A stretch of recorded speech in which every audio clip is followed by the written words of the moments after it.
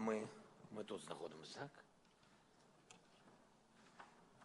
Так, пані та панове, ми розпочнемо. Ladies and gentlemen, we start the press conference of the President of Ukraine, Volodymyr Zelenskyy. I believe there have been a lot of statements today, so we can go straight to the questions, if you have any questions. So the first question from the Ukrainian mass media, Serhiy Sidorenko, please. Mr. President, Serhiy Sidorenko, European Truth. I have a question about NATO and our plans for membership. We can see from the statements of the foreign partners that there are conditions. You said conditions are related to security, but at the same time we can hear from some of the foreign partners that there's political conditions, political reforms. So do you have an understanding what sort of conditions are there and who will be defining those reforms or conditions, not only the security but the political reforms as well? Thank you for the question. I'm not sure I will be able to provide you all the details. What is the outcome of this summit? I would say we have a lot of positive outcomes. We have received a unity. The leaders have supported Ukraine, and they supported the unambiguous future of Ukraine in NATO. When is this going to happen? I'm not sure, but considering the support of the leaders, considering the statements of the leaders at the NATO-Ukraine Council session, we have received strong support of 36 countries. I believe that we will be in NATO when the security situation would be stabilized, and that means when the war will be finished. Ukraine will definitely be invited to NATO, and Ukraine will definitely become a member nation to the alliance. I haven't heard any other opinion today. For me, it was important that the NATO declaration contained security conditions. But we had conditions, да? Але тим не менш ми розуміємо. Still, we understand that it's all about the security. Well, I guess that's it. So let's have IRD. Markus Preis with ARD German TV. Yesterday you had a very strong language on what was to be in the communique, so you said it is absurd what they are going to decide. Now they decided it, and today you're very grateful, you're very thankful. What made you change your mind, and are you sometimes afraid that you could alienate the partners who spend a lot of political capital and money in order to help you? Thank you. I haven't changed my point of view. What's most important is that we have common understanding on the conditions on when and under which conditions Ukraine would be in NATO. Maybe not all the details were communicated, but for me it was very important that it depends on the security, that there is an unambiguous statements about Ukraine and NATO, so that would not be any trade-offs. That would be a political decision based on the political and security situation in the world. I don't know whether everyone is frank with me, whether it's all correct, but we believe to the partners we have to live with the faith in our partners that are helping us today to win in this war, and those unambiguous things, I have repeated them once in the dialogue with every leader of the J7 countries. I have repeated them, and we have received the answers to the questions that we've posed. Secondly, we have received powerful defense confirmations. They are very important to us. And thirdly, I believe that all of that resulted in a logical point for our today's meeting. That's the security guarantees. That's the declaration on the security guarantees for Ukraine. Now, what is the most important is that the security guarantees contains what's most important is that we've preserved one moment in this security guarantees, that it says clearly that these are security guarantees on our way to NATO. I'm happy that we have it in the wording of the declaration and that the partner supported us. Now the RBK Ukraine, please. Milin Village, RBK Ukraine. Mr. President, your colleague, the President of Czech Republic, Petr Pavel, has stated that he believes that the window of opportunities for the occupation of Ukraine with weapons will end this summer, because then the support will go weaker. After all of your meetings at summit, do you see this risk? Today at the summit, I've seen the support from the United States, Germany, France, Poland. I'm not mentioning all the countries, I'm sorry for that, but I've heard a lot of leaders who reassured me, and that means they reassured our people and our soldiers, which is even more important, that they will support Ukraine as long as it takes, but we need to understand that all of that would depend on our actions on the battlefield. This is important not only for the support of our partners, but this is something that we need in order to remain motivated, so that we would know what's our target, that we are on our way to victory. We cannot just simply hold our grounds and to hope that someone would support us for decades. I understand what you're talking about. So I wish all of us to have a success in this fight. I'm confident that there should be a positive result. It's difficult. We had a very important moment today, and I try to elaborate in as much detail as possible all the moments that might either decelerate or accelerate the processes today. You know how much mines are plotted in the area. If you're not in Ukraine, if you're somewhere else where it's hard kind of to persuade, to explain, but I think that our team today has explained all the details. Therefore, I do believe that the support will not diminish. At least that's what the partner said. Hello, Alexandra Ketlerina from Lithuanian National Radio and Television. First of all, Mr. President, Slava Ukraini. Thank you for being here. We are very happy that you're in Vilnius. My question is pretty simple. Everyone is talking about the victory of Ukraine, that Ukraine must win. What would this victory mean to you today after a year and a half of a war? Thank you.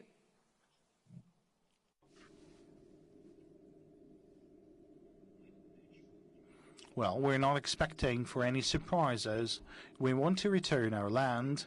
We want to return the security to our territory, to return all those people who are forced to leave abroad. And I believe that this is the victory that I've already mentioned, but still there has to be an accountability.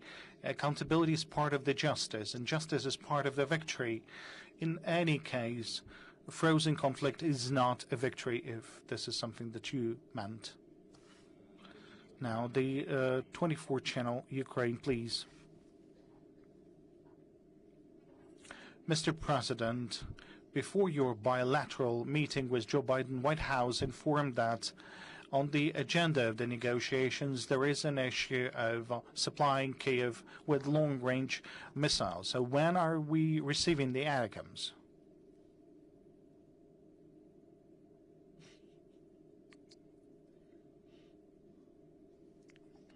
I don't know. How would I put it? There's conversations. A decision is not yet made. But it's better not to raise this issue. There are expectations of the military, of everyone, and I think it's important to have it at first and then to share the information how it didn't happen. We have a complicated decision, and I'm very grateful for that decision to President Biden. We have started this conversation a long time ago. We've started conversations about cluster munitions many months ago. We talked about this. Now I'm grateful that we have a decision, because it's kind of not fair that Russia is using that and we don't have weapons alike. We've worked a lot on this. I'm very grateful to President Biden and his team for the result that we have received. So just wait, not everything at once. Now, Sky, please. First row. Thank you. Deborah Haynes from Sky News. The British Defence Secretary today said that he told Ukraine that the UK is not an Amazon-style delivery service for weapons. Ben Wallace also had some advice for Kyiv as you keep on asking for more and more weapons and support, and that was that people want to see gratitude.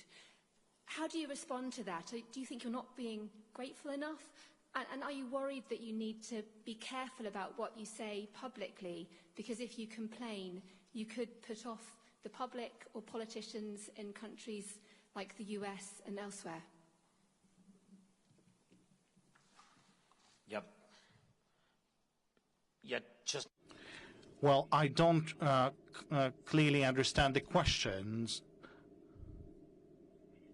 I believe that we were always grateful to United Kingdom. We were always grateful to the Prime Minister or to Prime Ministers and to the Minister of Defense, because the people in United Kingdom have been always supporting Ukraine. We are grateful for this.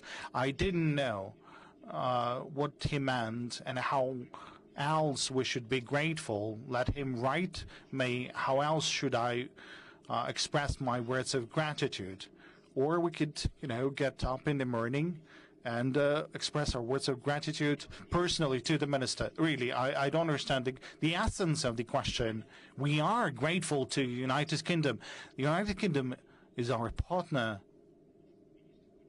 Maybe the minister wants something special, but I think that we have wonderful relations. We are very grateful to the people, and really the significant support of the population. It has an impact on the decisions taken by the leadership, on the support of the leadership. Now, because of the significant support of the British people to the people of Ukraine, I think this is why we have such a tight cooperation. Our intelligence have a perfect cooperation. The Minister of Defense, we have it here. Alexei, do you have problems with your relationship with the Minister of UK? So why don't you extend words of gratitude to him?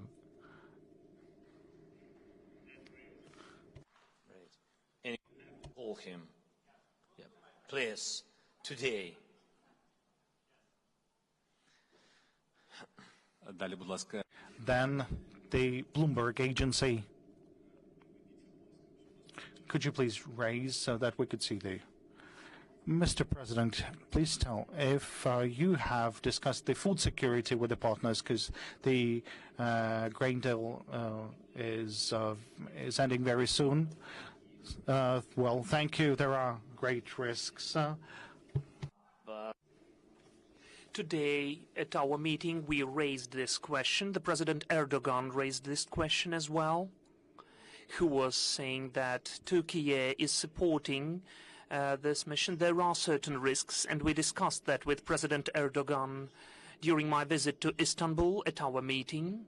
During my visit there, it is hard, and it is complicated. We need Mr. Gutierrez,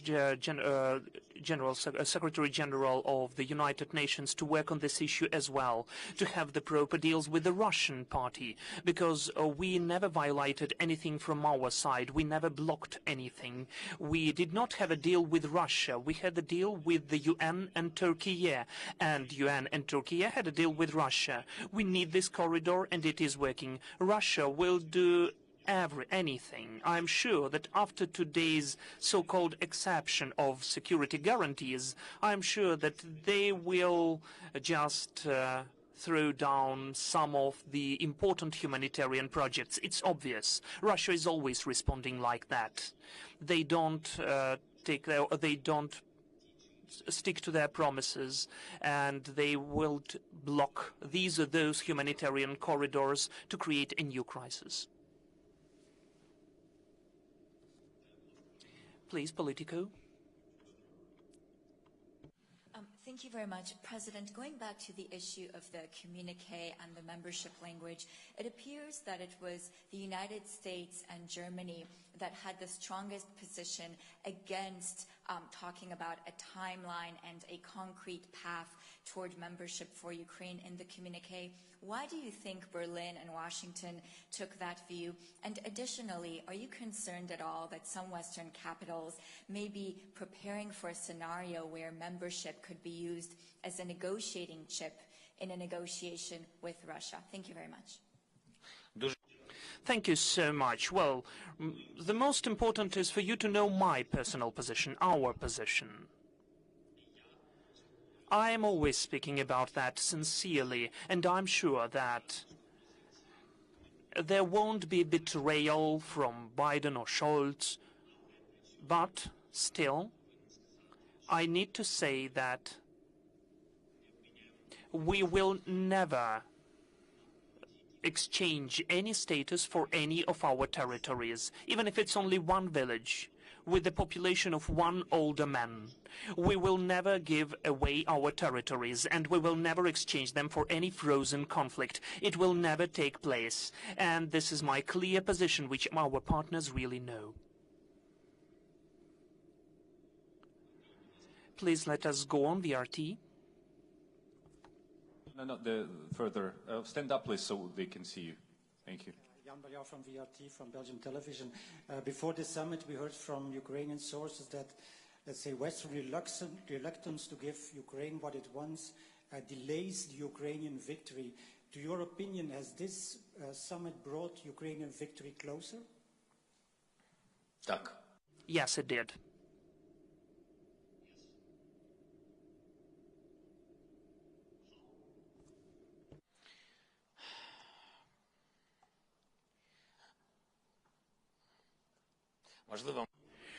Well, a very important point is the protection of our sky, air defense systems as well.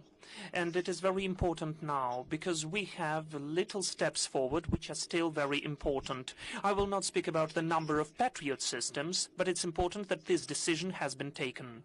Second, connected with armed vehicles of different types, armored vehicles. There is public information which has already been mentioned, and there is nothing to hide here. Those are Bushmasters and other types and solutions about armored vehicles. That is very important. And also, we would like to have a breakthrough in the artillery systems. Let me say the following. We are discussing, there are some positive developments, but we so far don't have specific decisions. But we just need time for that. The power of weapon always makes the victory closer at the battlefield. Let us go on. 1+1 channel, Ukraine. Please get up just for us to see you. Hello, Mr. President. Natalia Febrich, TSN. Could you please tell, will while we are trying to sign and to make deals about the security guarantees, while we are waiting for the invitation to NATO, will Ukraine search for ad hoc situational security unions with other NATO countries? How do you assess of ideas of Poland that maybe Polish soldiers could be in Ukraine after peace? And whether it is the threat for the unity of the defense alliance? Oh, you've got so many questions from different parts of the world. Look, first of all, what we signed. There is the main meeting and there is the declaration about security guarantees. As I mentioned, it's an umbrella deal. Then we will have very specific and particular signed documents at the bilateral relationships, ours and the United States, ours and Germany, ours and Japan, and with G7 and other countries which will join this declaration. And I'm sure there will be Poland and other states there. Instantly, 4 or 5 states said instantly that we are glad to join. And I think that it would be a very substantial, serious security union of guarantees. It is serious and substantial because these documents will be ratified in the parliaments of those states. This is the serious document, not just a Budapest memorandum. It is very serious and it will be bilateral, whoever can do. Somebody gives you F-16s, somebody gives you air defense systems, somebody doesn't have them, but they have tanks. So those are bilateral specific deals for many years, or maybe for not a long period of time, if we approach NATO quicker.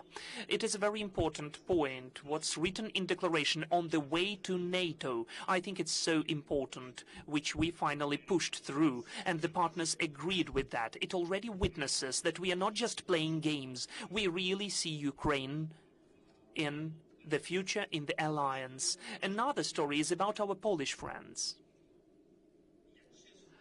I would like to be sincere with you and honest. No one raises such issues, and we are not interested, and NATO countries are not interested, and we are not interested to have these or those armed troops on our territory while we are not in NATO. I think that our armed forces are enough, but the issue is in the innovative weapons of NATO example. But as for vice versa, if we look at the opposite situation, the partners understand that we have a powerful army. And when we are in NATO, then our military, our servicemen who have experience, who have military on-hands experience, I'm sure they can be invited within the current legislation to provide certain security on the territory of other NATO countries. Your question, please. Public TV, Mr. Zelenskyy, I've spent the first week of the war. Who would believe that we will be here now? In the beginning of the war, you were very frustrated from the Israeli position. You hoped for Iron Dome, which you didn't get. Meanwhile, there was humanitarian support and also alert systems against the incoming missiles. How do you feel nowadays about Israeli support? Do you expect more? Would you invite Mr. Netanyahu to visit in Kiev? Because I think he's one of the Western leaders, or the only Western leaders that didn't come in the past year. Thank you. Thank you so much. Well, first of all, Mr. Netanyahu has been invited. Secondly, I invited 2 other prime ministers who used to be before Mr. Netanyahu to Ukraine. So far, the prime ministers are different. The result is the same. As for the Iron Dome and other, I would say, air defense systems, which we wanted to get from our partners from Israel, we asked in the beginning of the war just how it used to be. The result is just the same, how it used to be with the prime ministers. The months passed, so far there is no outcome, unfortunately, because Ukraine is really interested to have really preserved important historical close connections between our states. Unfortunately, we don't have any result so far. Channel Freedom, please.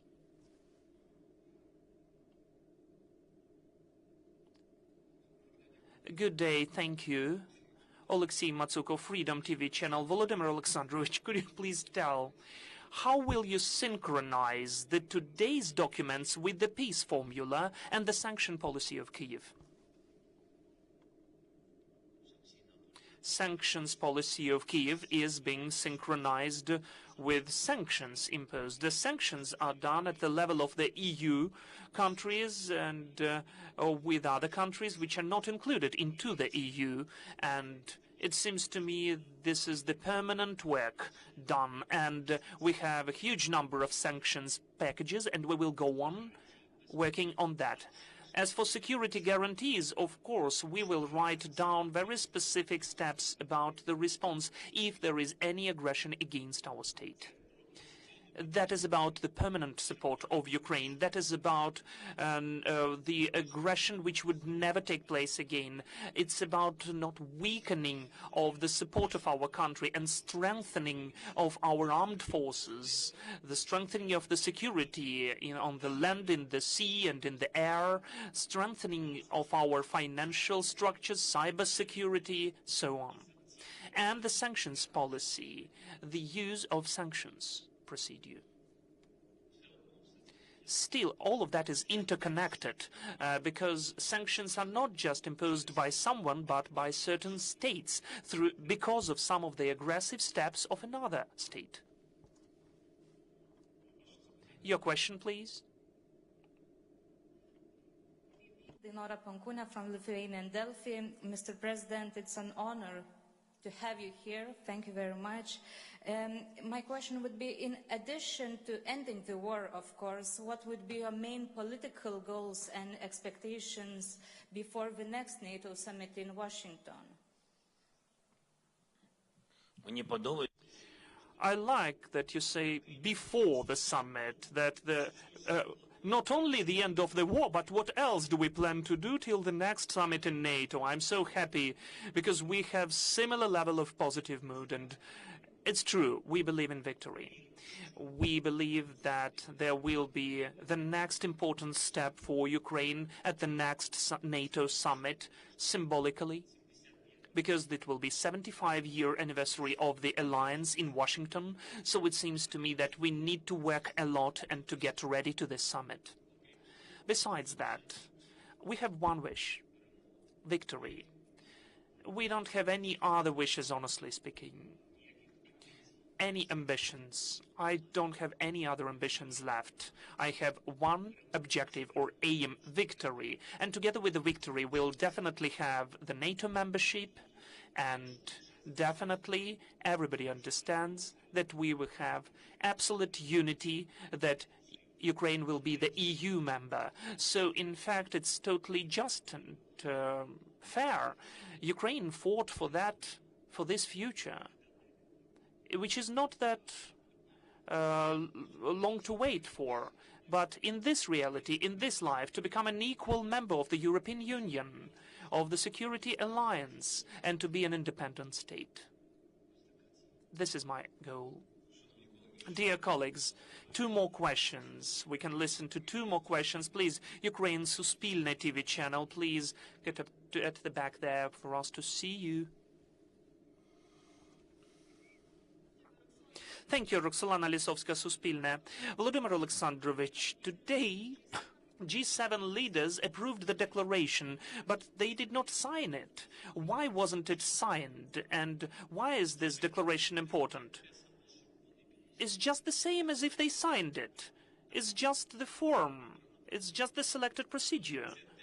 It's just the same if they signed it. But what will happen then? As I told you, between those who are already mentioned in the declaration, we are already developing bilateral documents, and also with the states who are joining this declaration, whoever wants, of course. But we can see that there will be a very serious union. Thank you. And the last question, please, in the center, the gray jacket, blue shirt. And wonderful beard, you please. I'm Raimund Kronowski, Polish daily newspaper in Lithuania, Kurier Wileński. So Poland and Lithuania are already cooperating with Ukraine regarding security, including military cooperation and having a joint unit. Now also cooperation with exportation of grain through Polish and Lithuanian ports. Shouldn't this regional cooperation also include tighter cooperation in academia sphere, including research and development into armaments? Thank you. That is really our most powerful partners, our friendly neighbors who are always standing for Ukraine, Lithuania, Poland. They're always with us, and they're always the first advocacy activists about our future membership in the EU and NATO. And it is totally understandable, because they understand us at the level of history, of their own history, this threat of Russian aggression. They understand what aggression is and what it can lead to, and they understand what it is to lose the probable loss of independence and identity. Because they went through that, they lived through that, and that is why they are our close friends. There can be different programs of cooperation, including the production, the manufacturing of certain defense systems, and of course we are working on cyberspace and security. We are exchanging experts and apps, and also we are working a lot on digitalization, which has a great impact as well. I will not tell you how, but still, since the beginning of the war, it really helped us a lot. We preserved and saved the data of our state, different data from banking to any other type of data, because we have powerful digitalization in the state. Our DIA app and other developments which we are sharing with our partners. Dear colleagues, we can see that there are many questions left, but we are so grateful for this interest. But unfortunately, we need to finalize. Thank you so much. Goodbye. And we thank Lithuania for such reception, for you as a hosting country, and for such great support. We are so grateful. Goodbye.